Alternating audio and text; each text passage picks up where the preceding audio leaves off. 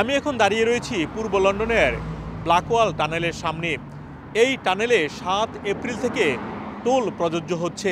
মানে হচ্ছে এই টানেল দিয়ে কেউ আসা যাওয়া করলে ৭ এপ্রিল থেকে তাদেরকে পিক টাইমে ৪ পাউন্ড এবং অফ পিক টাইমে ১.৫ পাউন্ড টোল দিতে হবে। পাশাপাশি ৭ এপ্রিল আরও একটি টানেল, যেটি সিলভার টাউন টানেল নামে পরিচিত, সেটিও ওপেন করতে যাচ্ছে সরকার। এই টানেলেও একই রকম চার্জ প্রযোজ্য হবে ৭ এপ্রিল থেকে। লন্ডন মেয়র সাদিক খান বলছেন, এই টোলের কারণে এসব টানেলগুলোতে যানজট কমে আসবে, পাশাপাশি বায়ুদূষণ মুক্ত থাকবে এই সময়ে।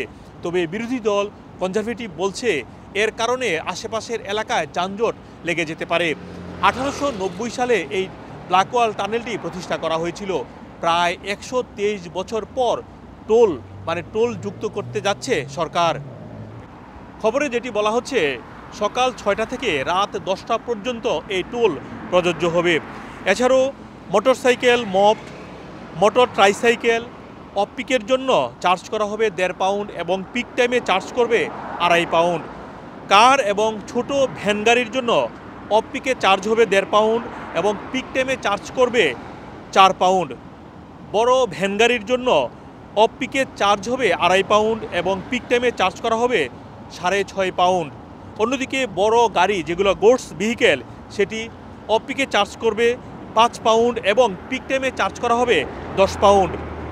এদিকে পিক টাইমের বিষয়ে বলা হয়েছে, Monday to Friday peak time থাকবে নর্থ বাউন্ডের জন্য সকাল ৬টা থেকে সকাল 10টা পর্যন্ত এবং সাউথ বাউন্ডের জন্য পিক টাইম থাকবে বিকাল 4টা থেকে সন্ধ্যা 7টা পর্যন্ত। এই বিষয়গুলো নিয়ে খবর প্রকাশ করা হয়েছে এবং যারা এই টোল, যেটি অটোমেটিক কেটে নিবে সরকার যদি রেজিস্টার করা হয় অনলাইনে, কেউ যদি এটি দিতে ব্যর্থ হয় তাদেরকে 180 পাউন্ড জরিমানা করা হবে এবং কেউ যদি এই চার্জটি কয়েকদিনের মধ্যে দিয়ে দেয় সেক্ষেত্রে তাকে 90 পাউন্ড চার্জ করা হবে যদি সে তার টোলটি ঠিকমতো পরিশোধ না করে। তবে সরকারের এই সিদ্ধান্ত নিয়ে অনেকেই সমালোচনা করেছে। তারা বলছে এই চার্জ অ্যাপ্লাই করার কারণে বিশেষ করে ব্ল্যাকওয়াল টানেল এবং সিলভার টাউন যে টানেল নতুন তৈরি করা হচ্ছে, এর কারণে আশেপাশের রাস্তায় যানজট তৈরি হবে। তাই এই টানেল দিয়ে যারা আসা যাওয়া করবে তাদেরকে এই চার্জটি দিতে হবে এখন থেকে। এছাড়াও বলা হয়েছে এই যেই চার্জ প্রযোজ্য হচ্ছে ঠিক ওই সময় থেকে 1 বছর ফ্রি বাস সার্ভিস থাকবে। পাশাপাশি উলুইস থেকে king George 5th DLR station, এছাড়াও কাটিসাক থেকে আইল অফ ডগ ডিএলআর স্টেশন পর্যন্ত ফ্রি চলাচল করতে পারবে অনেক যাত্রী।